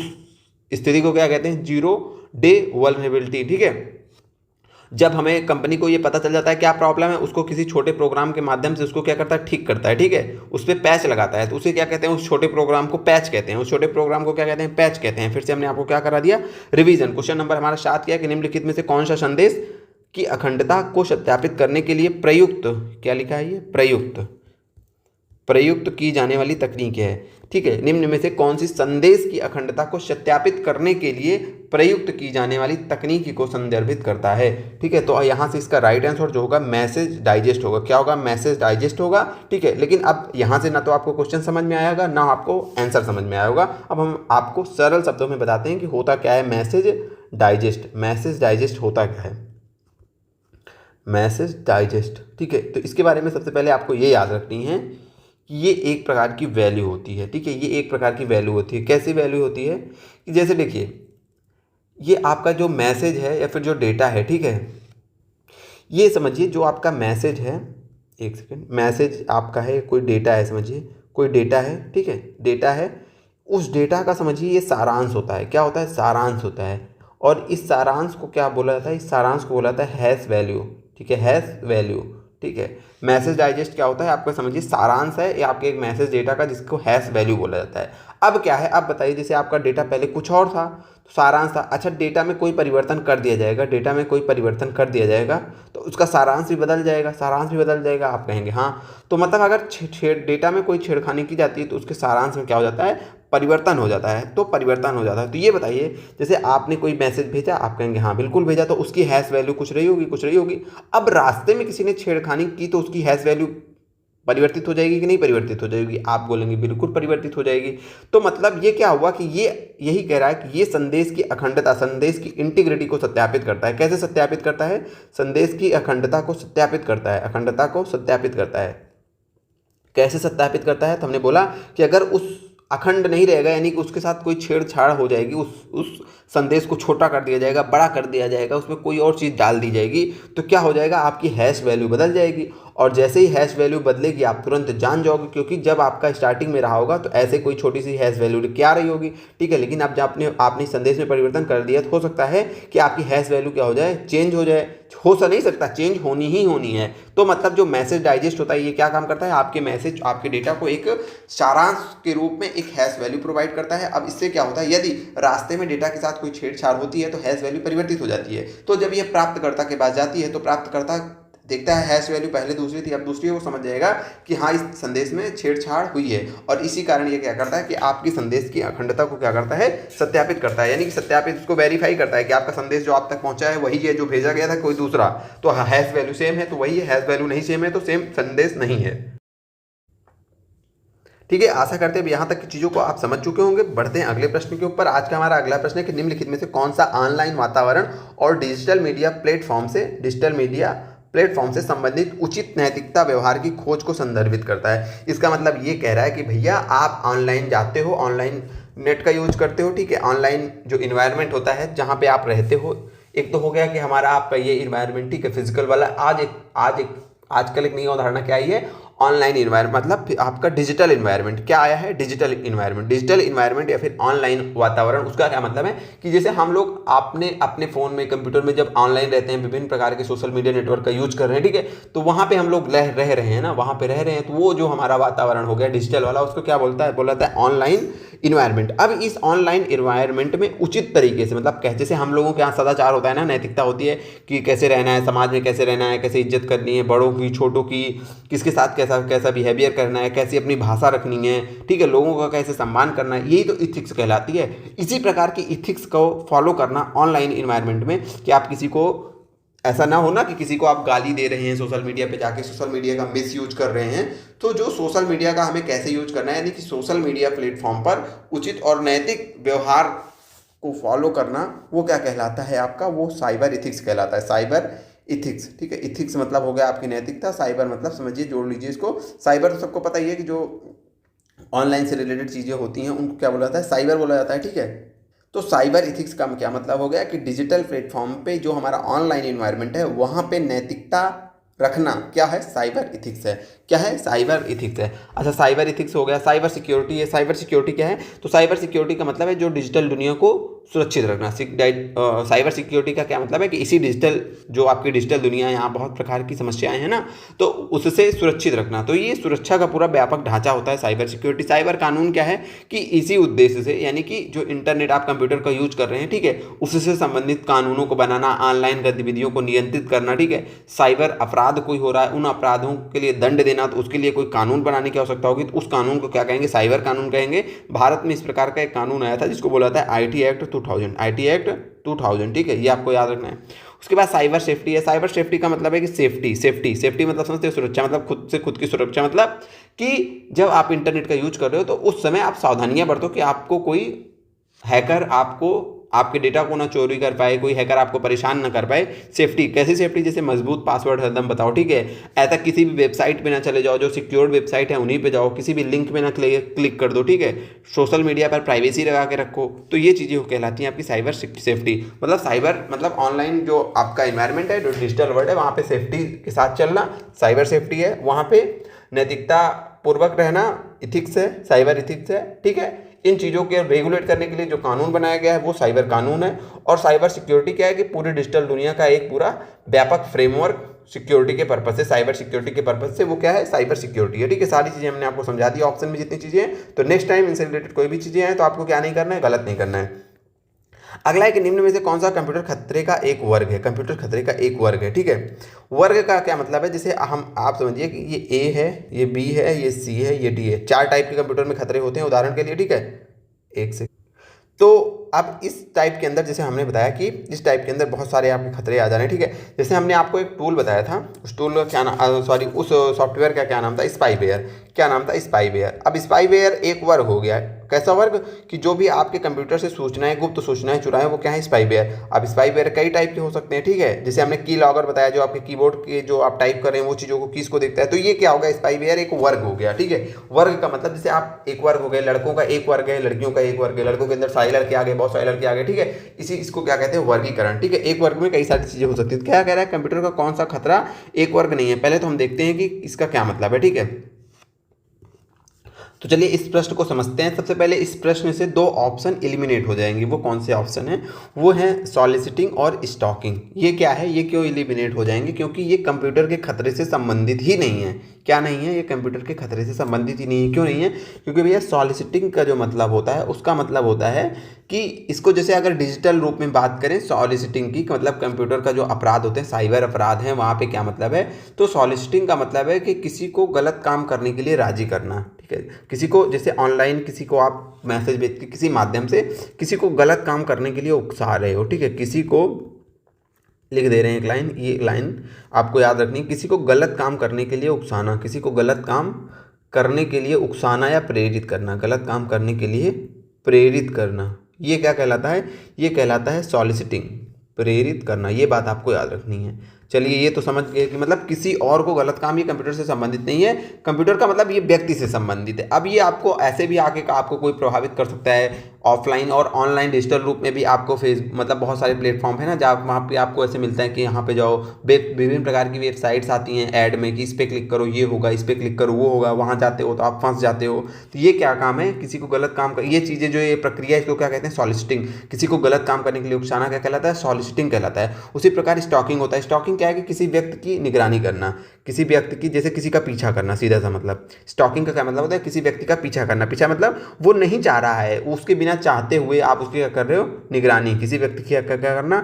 निगरानी करना। अब ये भी आप हो सकता है ऐसे ही किसी को फॉलो करो, किसी को फॉलो करो, देखो कहाँ आ रहा है, कहाँ जा रहा है, तो ये क्या करेगा? स्टॉकिंग। और ये डिजिटल रूप में भी आप कर सकते हो, ऑनलाइन में भी आप कर सकते हो। तो उसको क्या कहेंगे? उसको कहेंगे कि डिजिटल रूप में अगर आप कर रहे हो तो उसको कहेंगे डिजिटल स्टॉकिंग। ठीक है, डिजिटल स्टॉकिंग। इसमें क्या होता है कि आप जैसे मान लीजिए आप हैं कि आप किसी को फॉलो कर रहे हो फेसबुक पे, अरे वो जो है कब ऑनलाइन आ रहा है, कब ऑफलाइन हो रहा है, कब अपना स्टेटस अपडेट कर रहा है, तो ये सब किस कैटेगरी में आता है? ये सब स्टॉकिंग में आता है। और ये ऑफलाइन भी कर सकते हो, आप किसी का पीछा कर रहे हो, कब वो घर से निकल रहा है, कब वो कोचिंग जा रहा है, कब वो पढ़ाई कर रहा है, क्या कर रहा है, किसी को परेशान करना। ठीक है, कि बिना उसके चाहे हुए, तो वो क्या कहलाता है? स्टॉकिंग कहलाता है। और सोलिसिटिंग क्या है? कि किसी को गलत काम करने के लिए प्रेरित करना। तो ये तो किसी व्यक्ति से रिलेटेड हो गई, कंप्यूटर से रिलेटेड है ही नहीं, तो दो ऑप्शन क्या हो जाएगा? एलिमिनेट हो जाएगा। फिशिंग क्या है? फिशिंग भी एक प्रकार का अपराध है। ये क्या होता है? कि किसी को ईमेल भेज करके और उसके डेटा को चोरी करना, उसको लगेगा किसी मतलब ईमेल भेज करके किसी को डेटा को चोरी करना, वो क्या कहलाता है? फिशिंग कहलाता है। हमने कई बार फिशिंग के बारे में आपको बता दिए, एक लाइन हमने एकदम शॉर्ट में बता दी। समझना है हमें यहाँ पे डॉस हमला। ये क्या है? ये डॉस हमला क्या है? डॉस हमले को पहले ये समझिए, डॉस हमले को कहते हैं डिनाइल ऑफ सर्विस। ठीक है, इसको पहले फुल फॉर्म लिखिए। डॉस का क्या मतलब हो गया? डॉस का मतलब हो गया, डॉस अटैक का मतलब हो गया, ठीक है, इसका कहते हैं डिनाइल ऑफ सर्विस। अब इसका समझिए, डिनाइल ऑफ सर्विस मतलब सर्विस से मना, डिनाइल ऑफ सर्विस। अब इसका क्या मतलब है? इसको ऐसे एकदम ध्यान से समझिएगा। ठीक है, डॉस अटैक होता क्या है पता है? जैसे मान लीजिए कोई नेटवर्क है, ये कोई नेटवर्क है, या फिर ये कोई वेबसाइट है, ये कोई वेबसाइट है। अब यहाँ क्या हो सकता है? इसकी कैपेसिटी होगी ना, हर वेबसाइट हर नेटवर्क की कैपेसिटी होती है कि इस पर 10 लाख यूजर, 20 लाख यूजर, सबकी एक कैपेसिटी होती है ना, इतने यूजर इस पर एक साथ काम कर सकते हैं। लेकिन अब सोचिए कि अचानक से इस सर्वर, इसकी कैपेसिटी 20 लाख है, उस पर 1 करोड़ का ट्रैफिक आ जाए, 1 करोड़ का ट्रैफिक आ जाए, तो क्या हो जाएगा? इसका सर्वर क्रैश हो जाएगा। इसका सर्वर क्या हो जाएगा? क्रैश हो जाएगा। तो इसी को क्या बोलते हैं? DoS attack. अब ये देखिए, एक सेकंड रुकिए। एक तो होता है कि ये नेचुरल आ रहा है, नेचुरल आ रहा है। जब नेचुरल ट्रैफिक आएगा तो वो डॉस अटैक नहीं होता। डॉस अटैक होता है कि इसकी कैपेसिटी है 10 लाख 20 लाख, अचानक से कोई हैकर क्या कर रहा है? वो गलत तरीके से इस पे ऐसा शो कर रहा है कि इसको व्यस्त कर दे रहा है। हैकर क्या कर रहा है? गलत तरीके से इसके सर्वर को क्या कर दे रहा है? जितनी इसकी औकात है उस औकात से ज़्यादा इसको क्या कर दे रहा है? व्यस्त कर दे रहा है। तो अब ये हैकर जो करता है काम, इस काम को जिस माध्यम से, मतलब बहुत सारा लोड लाना है ना, तो बहुत सारा गलत तरीके का ट्रैफिक उस पर लाएगा, जो होता नहीं है वास्तविकता में। अवास्तविक रूप में वो ट्रैफिक जनरेट करता है। तो अब क्या होगा? अब वो जो सर्विस होगा, वो जो सर्वर होगा, वो क्या करेगा? वो शो करेगा कि अभी इस पर अभी सर्विस नहीं उपलब्ध है, उसका सर्वर डाउन है। तो इसे क्या कहते हैं? इसी को कहते हैं डिनाइल ऑफ सर्विस, यानी कि डॉस अटैक इसको बोलते हैं। इसको क्या बोलते हैं? Denial of service attack. सीधा सा मतलब है किसी नेटवर्क, किसी वेबसाइट को हैकर के द्वारा इतना व्यस्त कर देना कि वो जो सामान्य यूजर हैं, जो जनरल यूजर हैं, जो जेन्युइन यूजर हैं, उनके लिए वहाँ पे सर्विस अनअवेलेबल हो जाए। वो क्या कहलाती है? वो कहलाती है डॉस अटैक। क्या कहलाती है? DoS attack. ठीक है, अच्छा आगे चलते हैं। एक इसी प्रकार, इसी का एक जुड़ा हुआ है इसी से एक चीज़, उसको बोलते हैं डीडॉस। डीडॉस आप कहेंगे ये क्या है? तो इसमें एक और वर्ड जुड़ जाता है जिसको बोलते हैं डिस्ट्रीब्यूटेड। जिसको क्या बोलते हैं? डिस्ट्रीब्यूटेड। आगे सारी चीज़ें इसी को जोड़ लीजिएगा, डिस्ट्रीब्यूटेड डिनाइल ऑफ सर्विस। आप कहेंगे ये क्या है? अब ये देखिए, अब ये तो हमने आपको एक सिंपल बता दिया कि ये है। अब ये काम करेगा कैसे? हैकर ये काम करेगा कैसे? हैकर बहुत तरीकों से कर सकता है, उनमें से एक तरीका है उनमें से एक तरीका है, जिसे बहुत तरीके से कर सकता है ना, उनमें से एक तरीका है कि हैकर क्या करता है, हैकर ने कई डिवाइसेस हैक कर रखी हैं। हैकर ने कई डिवाइस जो हैं, कई डिवाइस यानी कि कई कंप्यूटर क्या करती हैं, हैक किए हैं पहले से। कई कंप्यूटर क्या किए हैं, हैकर ने कई कंप्यूटर पहले से हैक किए हैं। अब इन हैक्ड कंप्यूटर का जो नेटवर्क होता है, जो कि इस हैकर के द्वारा संचालित किया जाता है, इसको क्या बोलते हैं, इस हैक्ड कंप्यूटर के नेटवर्क को क्या बोलते हैं, बोटनेट बोलते हैं। आप लोगों को पता होगा बोटनेट बोलते हैं। बोटनेट क्या है कि कोई हैकर है, उसके द्वारा जो हैक्ड डिवाइसेस हैं उसको क्या बोलते हैं, बोटनेट बोलते हैं। इन सारे नेटवर्क का कंट्रोल किसके हाथ में होता है, हैकर के हाथ में। इनका क्या होता है, इनका कंट्रोल होता है। इनका कंट्रोल किसके हाथ में होता है, हैकर के हाथ में। अच्छा, ये बोटनेट है। अच्छा, इस तकनीकी भाषा में हैकर को क्या बोलते हैं, क्योंकि इस पूरे नेटवर्क को ये कंट्रोल कर रहा है तो इसको बोलते हैं बोट मास्टर। जो इस पूरे बोटनेट को कंट्रोल कर रहा है उसको क्या बोलते हैं, बोट मास्टर। ठीक है, तो बोटनेट क्या है, हैक्ड डिवाइसेस का एक समूह है। हैक्ड डिवाइसेस का एक समूह है जिसको कौन रेगुलेट कर रहा है, वो हैकर आपका क्या कर रहा है, रेगुलेट कर रहा है। अब ये बताइए, अब ये हैकर जो है, इन मान लीजिए इन सारे कंप्यूटर्स को हैक कर रखा है, 1 करोड़ कंप्यूटर्स को। अब ये हैकर एक क्लिक देगा और ये सारे कंप्यूटर क्या करेंगे, आपकी ये जो वेबसाइट है, जिस वेबसाइट का सर्वर डाउन करना है, यानी कि जिस वेबसाइट पर denial of services DoS attack करना है, उस पर एक क्लिक करेगा और ये सारे कंप्यूटर्स इस पे क्या भेज देंगे, इस पे रिक्वेस्ट, यानी कि सारे कंप्यूटर जो है, 1 करोड़ कंप्यूटर जो कंट्रोल कर रहा है, एक कंप्यूटर इसी वेबसाइट पे चले जाएंगे फटाक से काम करने। ठीक है, इसी वेबसाइट पे आ जाएंगे और इसकी सर्विस क्या हो जाएगी, डाउन हो जाएगी। ठीक है, और ये क्या शो करने लगेगा, डिनाइल ऑफ सर्विसेज शो करने लगेगा।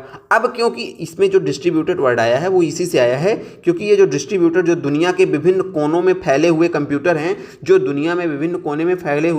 हैं, लेकिन उन कंप्यूटर्स का यूज कौन कर रहा है, हैकर कर रहा है। अब क्योंकि ये दुनिया में बहुत जगह कंप्यूटर फैले हैं, तो जो वेबसाइट का जो सिस्टम होगा, क्योंकि हर वेबसाइट पे आजकल सिस्टम लगे हुए हैं ना, कि वो जो है एक बार क्रॉस चेक करते हैं कि यह किसी प्रकार का अटैक है कि नहीं है, ये फेक रूप में डिवाइसेस आ रही हैं या जेन्युइन सामान्य यूज़र है। तो वेबसाइट का जो सॉफ्टवेयर होता है जो कि इस चीज़ को देखता है, वो इसको पहचान नहीं पाता, क्योंकि ये दुनिया में एक नॉर्मल तरीके से आएगा ना, उस वेबसाइट पे ट्रैफिक एक नॉर्मल तरीके से आएगा। क्यों, क्योंकि हैकर जो है दुनिया के 100 डिवाइसेस इंडिया से वो उसने हैक किए हैं, 500 डिवाइसेस यूएसए से, तो ऐसे ऐसे करके हर जगह से हैक किए हैं। तो अलग अलग कोने से आएगा, तो सर्वर को लगेगा कि ये जेन्युइन यूजर्स हैं, लेकिन वो जेन्युइन नहीं होते हैं। वो क्या होते हैं, ये इस हैकर के माध्यम से कंट्रोल डिवाइसेस होती हैं जो कि क्या करती हैं, डॉस अटैक करती हैं। तो इसको क्या बोलेंगे, ये हो गया डॉस अटैक। और जब डॉस अटैक इस तरीके से किया जाए, बोटनेट के माध्यम से किया जाए, तो उसको क्या बोलते हैं, उसको बोलते हैं DDoS, distributed denial of services. ठीक है, समझ गए आप यहाँ तक। अच्छा, अब इसको एक और नाम दिया जाता है, इसको नाम दिया जाता है बोटनेट अटैक। इसको क्या बोला जाता है, बोटनेट अटैक, क्योंकि ये इन्हीं कंप्यूटर्स के माध्यम से अटैक किया जा रहा है ना, बोटनेट अटैक किया जा रहा है। और परिणाम क्या हो रहा है, परिणाम हो रहा है डिनाइल ऑफ सर्विसेज। तो फिर यहाँ पे वही बात है जो अभी हमने आपको लास्ट बताई थी। ठीक है, कि ये बोटनेट क्या है, बोटनेट अटैक क्या है, ये हथियार है, अटैक करने का तरीका है। हजारों कंप्यूटर्स के माध्यम से जब हम अटैक कर रहे हैं तो क्या हो रहा है, उसे हम बोलेंगे बोटनेट अटैक। ठीक है, अब उसका परिणाम क्या निकल के आ रहा है, परिणाम निकल के आ रहा है कि हमारा उद्देश्य क्या था, डॉस अटैक। ठीक है, डीडॉस अटैक। ठीक है, तो क्या हो रहा है परिणाम, डॉस का मतलब डिनाइल ऑफ सर्विसेज, मतलब वो सर्विस जो है सामान्य यूजर के लिए काम करना बंद कर दे रही है। सामान्य यूजर के लिए उसका क्या हो जा रहा है, सर्वर डाउन हो जा रहा है, सामान्य यूजर के लिए काम वो करना बंद कर दे रही है। तो जो बॉटनेट क्या हो गया, एक हथियार हो गया जिसके माध्यम से हम ये अटैक करते हैं, डीडॉस अटैक करते हैं। तो हमने डॉस अटैक, डीडॉस अटैक, आपको बॉटनेट अटैक, सारी चीज़ें बेहतरीन तरीके से समझा दी हैं और आशा करते हैं आपको समझ में आ चुकी होंगी। तो जो आपका डॉस है ना, डॉस अटैक हो गया, ये पूरा समूह है, ये पूरा कई सारे अटैक्स का क्या है, एक वर्ग है। वर्ग क्या है कि जब ऐसा चीज़ की जाती है कि सिस्टम, किसी भी वेबसाइट, किसी भी प्रोग्राम का सर्वर डाउन कर दिया जाता है, तो उस अटैक को क्या बोलते हैं, डॉस अटैक। अब ये अटैक कई प्रकार से किया जाता है, जिनमें एक प्रकार होता है आपका बॉटनेट अटैक, हमने उसको समझा दिया। अब क्योंकि इस समूह में बहुत सारी चीज़ें आती हैं, डॉस अटैक में कई सारे प्रकार के अटैक आते हैं, तो इसीलिए इसको एक वर्ग पूरा बोला जाता है, डॉस अटैक। डॉस अटैक क्या है, डीडॉस अटैक क्या है, बोटनेट अटैक क्या है, हमने आपको सारी चीज़ें बेहतरीन तरीके से बता दी हैं। आशा करते हैं आपको सारी चीज़ें समझ में आ चुकी होंगी।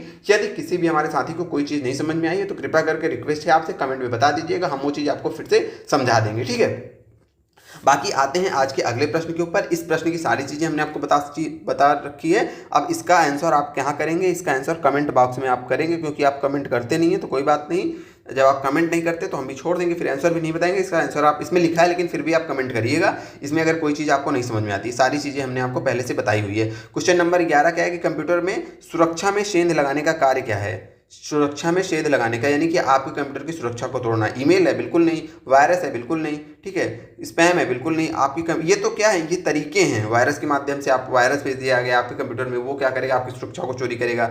स्पैम मेल भेज दिया गया, ठीक है, ठीक है, स्पैम मेल आई, आपको लगा कि नहीं कोई सही मेल है, लेकिन वो स्पैम होती है, उस पर क्लिक करते ही आपका डेटा चोरी हो जाता है, ठीक है। तो ये सारी चीज़ें जो हैं तरीके हैं, ठीक है। लेकिन हैकिंग क्या है, वो काम है, उस काम को क्या बोलते हैं, हैकिंग बोलते हैं, ठीक है। उस काम को, जैसे खाना किस लिए खाते हैं, पोषण के लिए, ठीक है, पोषण के लिए सेब खा रहे हैं आप, सारी चीज़ें खा रहे हैं, लेकिन जो क्या है, आप खाना खा रहे हो, वो क्या है, वो एक काम है। तो हैकिंग क्या है, काम है, जिसके माध्यम से हम क्या करते हैं, कंप्यूटर की सुरक्षा को क्या करते हैं, तोड़ते हैं, ठीक है। तो वो क्या होता है, हैकिंग होता है। अगला क्वेश्चन है कि किस प्रकार का मालवेयर स्व प्रकृति यानी खुद की कॉपी बना लेता है, Trojan, spyware, time bomb, rootkit. एक सेकंड, तो इसका राइट आंसर होगा यहाँ पे इनमें से कोई नहीं, क्योंकि हमने आपको बताया क्या है कि जो खुद की कॉपी बना लेता है वो कौन होता है, वो होता है आपका वॉर्म। वो कौन होता है, वो आपका वॉर्म होता है, ठीक है। अभी हमने इसके पहले कोई क्वेश्चन आया था, हमने वहाँ पे डिस्कशन किया था। अगला है कि प्रथम कंप्यूटर वायरस को क्या कहा जाता है, बिना डिस्कशन के इसका आंसर बता देंगे, क्योंकि डिस्कशन हमने पहले ही कर लिया है। वो क्या था, क्रीपर था। ब्रेन के बारे में बता दिया है, आई लव यू के बारे में बता दिया है, मॉरिस वॉर्म के बारे में बता दिया है, तो टाइम नहीं वेस्ट करेंगे हम। अगला क्वेश्चन है कि निम्नलिखित में से कौन सा एन्क्रिप्शन विधि RSA में कार्यरत है, ठीक है। इसको हम बाद में बताएंगे, बात क्या, इसको कल की क्लास में बताएंगे, क्योंकि ये थोड़ा सा बड़ी चीज़ है। तो अभी आज कोशिश कर रहे हैं इसको स्किप करके, ठीक है। अगर कोई क्वेश्चन बताया करें कि कल बताते हैं, मान लीजिए वो स्किप, उसको हमें वैसे हम कोशिश करते हैं कि फिर से हम जब कल के लिए जो छोड़ते हैं उसको कल बता देते हैं, लेकिन मान लीजिए कोई स्किप हो जाया करे तो उसको याद दिला दिया करिए, ठीक है। ये क्वेश्चन इसमें कुछ चीज़ें समझाएंगे, तो इसको बाद के लिए छोड़ते हैं। अगला है कि साइबर सुरक्षा के लिए एक शब्द जो बड़े पैमाने पर अटैक नेटवर्क के लिए बनाए गए कई परस्पर उपकरणों को लक्षित करता है। क्या करता है, कई परस्पर उपकरणों को, मतलब एक उपकरण होता है, क्या कहला है, बड़े पैमाने पर अटैक होता है, अटैक का नेटवर्क है, बड़े पैमाने पर अटैक नेटवर्क बनाने के लिए एक साथ कई परस्पर उपकरणों को लक्षित करता है। इसका कहने का मतलब सीधा से यही है कि क्या होता है, बड़े पैमाने पर अटैक करने के लिए कई सारे उपकरण होते हैं, उनको कोई एक व्यक्ति बैठकर क्या करता है, उनको चलाता है, उसकी एक क्लिक पर ये सारी डिवाइसेस काम करती हैं और किसी एक जगह जहाँ पे अटैक करनी होती है अटैक करती हैं। इसको हमने बहुत पहले ही अभी बता दिया कि इसको क्या बोलते हैं, हैकर जो होता है वो कई सारी डिवाइसेस को हैक करके रखता है, और उस पूरे समूह को क्या कहते हैं, बॉटनेट कहते हैं। और इस बॉटनेट के माध्यम से जो अटैक किया जाता है उसको बॉटनेट अटैक बोलते हैं। अभी लास्ट क्वेश्चन में हमने इसको समझाया था। अभी हमने देखा था ना कि बॉट अटैक के माध्यम से कैसे डीडॉस अटैक किया जा रहा था। कई सारे हैकर ने कई सारे कंप्यूटर हैक करके रखे हैं। मान लीजिए उसको इंस्टाग्राम पे बॉटनेट अटैक करना है, उसने 1 करोड़, मान लीजिए उदाहरण बता रहे हैं, मान लीजिए इंस्टाग्राम की कैपेसिटी है कि 50 लाख यूजर को एक साथ हैंडल करता है, हालांकि बहुत ज़्यादा है लेकिन हम उदाहरण के लिए बता रहे हैं। तो होता क्या है कि बॉटनेट जो हैकर होगा वो अपनी इन डिवाइसेस को जिनको हैक करके रखा है, यहाँ से 1 करोड़ यूजर्स को एक साथ लॉगिन कर देगा। अब क्या होगा, इंस्टाग्राम का सर्वर क्या हो जाएगा, डाउन हो जाएगा। तो जो जेन्युइन यूजर हैं जो उसको यूज कर रहे हैं उनके लिए सर्विस अनअवेलेबल हो जाएगी। तो अब इस पूरे क्रम को क्या कहते हैं, इस पूरी प्रक्रिया को जो अभी हुआ इसको क्या बोलते हैं, DDoS attack, distributed denial of service, distributed denial of service. इसको डिस्ट्रीब्यूटेड क्यों बोल रहे हैं, क्योंकि इसमें कई सारे कंप्यूटर्स जो दुनिया के विभिन्न कोनों में बैठे हैं उन कंप्यूटर्स को के माध्यम से यहाँ पे क्या किया जा रहा है, अटैक किया जा रहा है। इसी कारण डिस्ट्रीब्यूटर मतलब फैले हुए कंप्यूटर्स के माध्यम से। अब अटैक कैसे किया जा रहा है, फैले हुए कंप्यूटर्स के माध्यम से। तो जो अटैक करने का तरीका उसको बोलते हैं बूटनेट अटैक। बूटनेट क्यों बोलते हैं,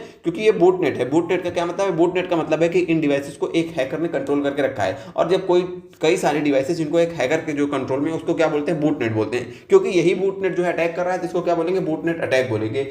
इसका परिणाम क्या रहा है कि सारी वो जो आपकी वेबसाइट है, जो आपका प्रोग्राम है, वो क्या कर रहा है, वो डिनाइल ऑफ सर्विस बता रहा है। तो वो क्या बोलेंगे, डॉस अटैक बोलेंगे। क्योंकि ये डिस्ट्रीब्यूटेड नेटवर्क के माध्यम से हो रहा है इसीलिए इसको डीडॉस अटैक बोलेंगे। फिर से हमने आपको समझा दिया। अब अगर आपको नहीं समझ में आया होगा तो बताइएगा कि इसमें क्या नहीं समझ में आया। सारी चीज़ें रिलेट करके हमने आपको बताई है, ठीक है। जब आप ऐसे जाओगे PYQs पढ़ोगे ना, वहाँ पे चीज़ें ऐसे इधर उधर क्वेश्चन आते हैं, आपको समझ में नहीं आता कि यार क्या चीज़ें, कैसी चीज़ें हैं, क्यों आ रही हैं, आपको नहीं समझ में आता। लेकिन हम जब यहाँ पे पढ़ाते हैं ना तो कोशिश करते हैं कि जितने क्वेश्चंस हैं ना सबको रिलेट कर देते हैं, कि आपके दिमाग में क्लियरिटी हो जाए चीज़ों को लेकर के, ठीक है। क्या हो जाए, आपके दिमाग में पूरी क्लियरिटी बन जाए, चीज़ें आपके दिमाग में क्लियर हो जाए कि हाँ ये चीज़ ऐसे है इसलिए यहाँ पे है। जनरल आप क्वेश्चन पढ़ते हैं ना तो दिमाग में वो इमेज नहीं बनती कॉन्सेप्ट की, तो हम कोशिश करते हैं कॉन्सेप्ट की इमेज बनाते हैं। अब कमेंट करके आपको ये बताना है कि हम अपनी कोशिश में कामयाब होते हैं कि नहीं होते। यानी कि आपके दिमाग में कॉन्सेप्ट की इमेज बनती है, कुछ क्लियर होती हैं चीज़ें, आप खुद से पढ़ते हो और यहाँ आके जब पढ़ते हो तो कुछ अंतर है, आप जो होगा बताइएगा, ठीक है। लॉजिक बम के लिए सही क्या है, अगला प्रश्न ये है। लॉजिक बम कुछ नहीं होता है, जैसे टाइम बम सुने हो आप, टाइम बम। देखिए लॉजिक बम का मतलब होता है, इसके आगे क्या लिखा है, लॉजिक लिखा है, क्या लिखा है, लॉजिक लिखा है, आगे क्या लिखा है, बम लिखा है, क्या लिखा है, बम लिखा है। अब मान लीजिए ये आप हैं, ठीक है, ये आप हैं, यहाँ पे एक रखा है, बम रखा है, ये है एक सुरक्षा घेरा। अब यहाँ पे एक लॉजिक लगाया गया है कि जब भी कोई इसको क्रॉस करेगा तो ये बम क्या हो जाएगा, विस्फोट हो जाएगा। तो ये क्या है, लॉजिक बम है, ठीक है। वैसे ही मान लीजिए कोई सॉफ्टवेयर बनाया गया, उस सॉफ्टवेयर के अंदर में एक लॉजिक बम लगा दिया गया। बम है मतलब फूटेगा, लॉजिक बम है मतलब फूटेगा, ठीक है। लॉजिक बम क्या है, अब ये अगर बेसिकली बम है तो ऐसे समझ लीजिए कंप्यूटर को नुकसान करने के उद्देश्य से बनाया गया है। तो ये क्या होगा, ये होगा मालवेयर। क्या होगा, ये होगा मैलवेयर होगा, ठीक है। यहाँ तक की चीज़ें आप समझे। चलिए, अब लॉजिक बम कहने का क्या मतलब है, जैसे यहाँ लॉजिक लगा है वैसे यहाँ पे भी लगा है। यहाँ पे कुछ लॉजिक कंडीशंस लगा दी जाती हैं कि जब ऐसा होगा, यानी कि जब कंडीशन ए फॉलो होगी तो ये जो लॉजिक, ये यहाँ पे जो ये प्रोग्राम है ये एक्टिव हो जाएगा और ये काम करने लगेगा। तो उसे क्या बोलते हैं, लॉजिक बम। यानी कि शर्त रख दी जाती है, शर्त ए पूरा होने पे ये लॉजिक बम एक्टिव हो जाएगा और अपनी करतूतें क्या करना करेगा, शुरू कर देगा करना अपनी करतूतें। तो ये बोलते हैं लॉजिक बम, ठीक है। ये क्या होता है, किसी भी सॉफ्टवेयर में उसमें सॉफ्टवेयर के साथ ही इसको इनबिल्ड कर दिया जाता है कि ऐसा होगा तो ये ऐसा काम करेगा। जैसे मान लीजिए एक उदाहरण दे रहे हैं आपको, आपके सॉफ्टवेयर में मान लीजिए आपके मोबाइल में किसी ने लॉजिक बम लगा दिया आपके मान लीजिए इंस्टाग्राम में। अब वो कह रहा है कि जब भी आप किसी मतलब ऐसा लॉजिक बम बनाया गया कि जब भी आप किसी को अपने उसमें क्या किया जाता है, फॉलो किया जाता है। तो जब भी आप किसी को फॉलो करोगे तो वो क्या करेगा, उसकी इन्फॉर्मेशन चोरी करके किसको भेज देगा, हैकर को भेज देगा। तो क्या अब बार बार उसको एक्टिवेट करने की जरूरत नहीं पड़ेगी। अब उसके अंदर यही लॉजिक है, जैसे ही आप किसी नए व्यक्ति को फॉलो करोगे वो उसकी इन्फॉर्मेशन किसको भेजेगा, हैकर को बोलेगा। तो यही है लॉजिक बम, मतलब जो किसी विशेष कंडीशन में काम करेगा। अच्छा, अब इसी लॉजिक, ठीक है, अब इसका आंसर दीजिए आप लोग। तो ये क्या है, क्वेश्चन है कि ये घुसपैठियों द्वारा मालवेयर में अंतर्निहित कोड है, ठीक है। तो जो आपका मालवेयर है, हमने बताया कि जो आपका मान लीजिए एक मालवेयर क्या है, ऐसा सॉफ्टवेयर है जिसको गलत तरीके के लिए, गलत उद्देश्य के लिए बनाया गया है। तो हमने बताया वो जो सॉफ्टवेयर है उसी सॉफ्टवेयर में इसको इनबिल्ड कर दिया गया। क्या कर दिया गया, इनबिल्ड कर दिया गया कि एक विशेष समय पर ये क्या करेगा, काम करेगा, ठीक है। जैसे हमने फिर से उदाहरण दिया कि हमने आपको भेजा, आपके मोबाइल में एक क्या डाल दिया गया, एक मालवेयर आप में डाल दिया गया। मालवेयर का क्या काम है कि जब भी आप इंस्टाग्राम पे किसी नए आदमी को फॉलो करोगे, एक उदाहरण बता रहे हैं, ठीक है। तो वो क्या करेगा, जैसे ही लॉजिक उसका ये है कि जब भी आप किसी को फॉलो करोगे तो वो उसकी इन्फॉर्मेशन, आपकी इन्फॉर्मेशन हैकर को भेजेगा। तो ये क्या होता है, जो विशेष लॉजिक पे काम करता है वो होता है लॉजिक बम। तो ये घुसपैठियों द्वारा मालवेयर में अंतर्निहित कोड। अगला है कि ये सभी, फिर इसमें निश्चित फाइलों की उपस्थिति अनुपस्थिति द्वारा अथवा विशिष्ट तारीख समय पर ट्रिगर किया जा सकता है। अगला है कि यह निष्क्रिय पड़ा रहता है जब तक कि पूर्व परिभाषित अवस्था प्राप्त नहीं होती है।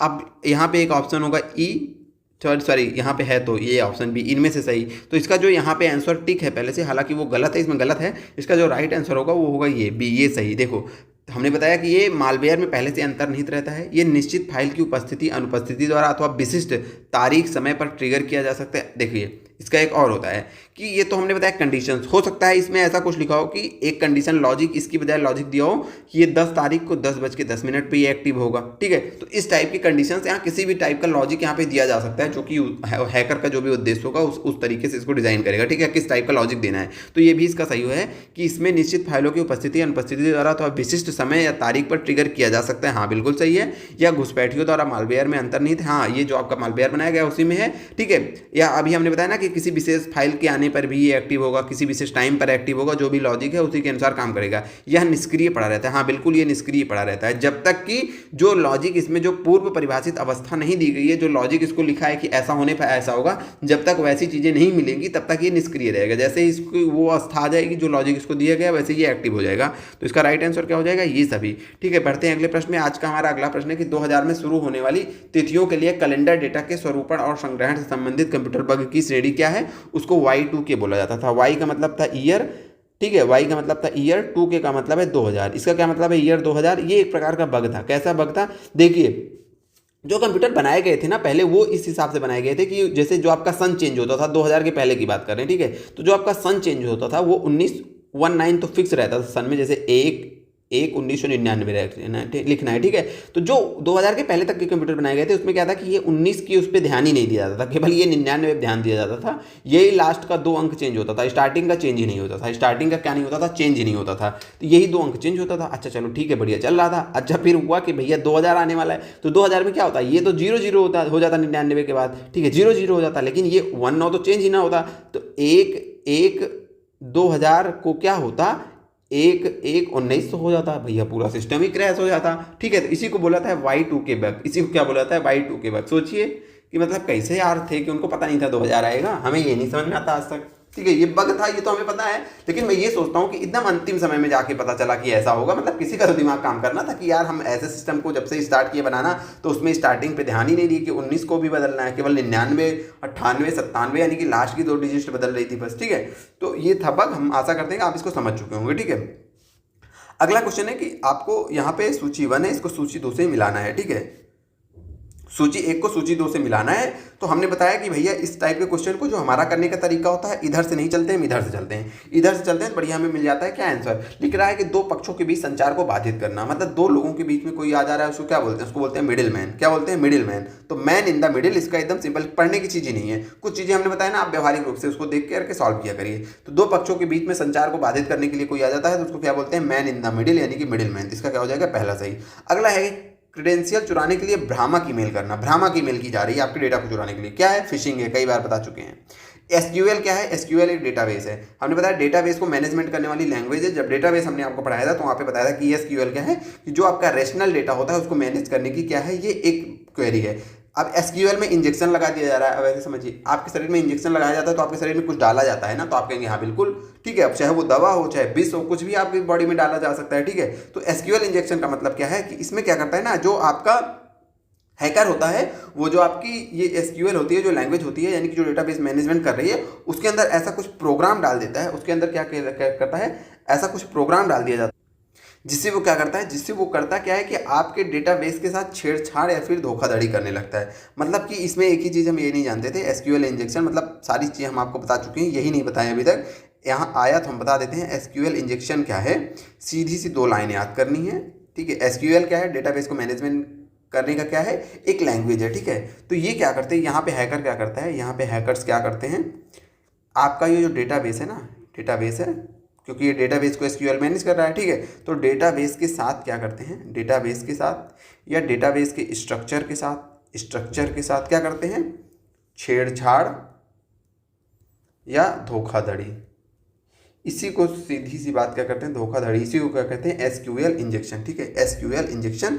तो अब देखते हैं कि आपको ये डेटाबेस याद करना है, ये एसक्यूएल से। ठीक है, चीज़ों को रिलेट करना सीखिए। एसक्यूएल का मतलब सीधा सा है कि जो रेशनल डेटा को हमारे क्या करता है, मैनेज करता है। ठीक है, तो यहाँ पे क्या याद करना है कि डेटाबेस, और ये क्या कर रहा है, ये इसको क्या कर रहा है, इसको फ़ायदा उठा रहा है, यानी कि यहाँ पे छेड़छाड़ कर रहा है, यहाँ पे धोखाधड़ी कर रहा है हैकर, तो उसको क्या कहते हैं, एसक्यूएल इंजेक्शन बोलते हैं। तो इसका राइट आंसर क्या हो जाएगा कि डेटाबेस की वल्नरेबिलिटी का फ़ायदा उठाना। ठीक है, यानी कि डेटाबेस में जो कमियां हैं उसको फ़ायदा उठा करके क्या किया जा रहा है, उसके साथ छेड़छाड़ किया जा रहा है डेटाबेस के साथ। तो इसका आंसर क्या हो जाएगा हमारा, आपका हो गया तीसरा। चौथा क्या है कि वही है कि रैंसमवेयर क्या है कि आपके डेटा को इनक्रिप्ट करने का मतलब है यहाँ पे लॉक करना, डेटा को लॉक कर देना और आपसे पैसा मांगना, फिरौती मांगना। ठीक है, तो ये हो गया चौथा। देखिए कोई ऑप्शन है, दूसरा तीसरा चौथा और पहला, दूसरा तीसरा चौथा और पहला, हमारा ये क्या हो गया, सही हो गया। ठीक है, बढ़ते हैं आगे। आज का हमारा अगला प्रश्न है कि डीडॉस हमले www पर एक आम साइबर सुरक्षा खतरा है। डीडॉस हमला क्या है, अब इसी में आपको ढूंढना है। ठीक है, इसका आंसर आपको कमेंट बॉक्स में बताना है कि ये प्रश्न हम समझाएंगे नहीं क्योंकि समझा चुके हैं, प्रश्न देखिएगा, ऑप्शंस पढ़िएगा, स्क्रीनशॉट ले लीजिए और बताइएगा, आंसर अपने मन से कमेंट करिएगा। इसका आंसर ना देखिएगा, हो सकता है गलत हो, छोड़ दे रहे हैं आपके ऊपर, क्योंकि आप पता नहीं समझ रहे हो कि नहीं समझ रहे हो। ऐसे ही जब कुछ क्वेश्चन आपके लिए छोड़ेंगे तब हमें पता चलेगा। ठीक है, आगे क्या है कि निम्नलिखित में से कौन सा मशीन लर्निंग का एक प्रकार है जहां मॉडल लेबल किए गए डेटाबेस से सीखता है। इसका भी आंसर आपको कमेंट में बताना है, हम बिल्कुल नहीं बताएंगे क्योंकि हम पढ़ा चुके हैं ये चीज़ भी। अगला क्वेश्चन है कि प्राकृतिक भाषा प्रोसेसिंग में एनएलपी में टोकनाइजेशन से क्या तात्पर्य है। ठीक है, अब ये सारी चीज़ें मुझे लगता है रिपीट हो रही हैं, ये पुरानी क्लासेस की चीज़ें हैं। ठीक है, ये क्या हो रही हैं, रिपीट हो रही हैं। ठीक है, तो इस पर मत फोकस करिएगा, हमारी क्लास अब यहीं पे खत्म होती है। इसका आंसर आप बताइएगा, ये तो एनएलपी वगैरह हम पीछे पढ़ चुके हैं। ठीक है, तो यही बताइए क्लास कैसी लगी। आज की क्लास में थोड़ी बहुत 1 जगह 2 जगह जो प्रॉब्लम्स आई हैं उसको आप इग्नोर करिएगा, बाकी उसके अलावा कंटेंट से रिलेटेड या आपको कुछ चीज़ें ना समझ में आई हो तो उसको कमेंट करके बताइएगा। अब आपकी कोशिश करते हैं कि कुछ दिनों में आपकी क्लास समाप्त कर दी जाएगी। ठीक है, MS ऑफिस आपका बचा है और 1-2 आपके टॉपिक्स और बचे हैं। ठीक है, ये तो आज आपका बेसिकली जितना भी इससे साइबर सिक्योरिटी से जो भी प्रश्न आए थे उसको आज की क्लास में हमने कोशिश की है कंप्लीट कर देंगे। आपका जो RSA बचा है जो कि अभी हमने आपको छुड़वाया है वो कल की क्लास में बताएंगे, क्योंकि वो थोड़ी सी समझने वाली चीज़ें हैं। तो आज काफ़ी कुछ समझा चुके हैं तो वो कल के लिए छोड़ते हैं। बाकी मिलते हैं आप सबसे फिर से किसी नई क्लास में। बताइए क्लास आपको कैसी लगी आज की। ठीक है।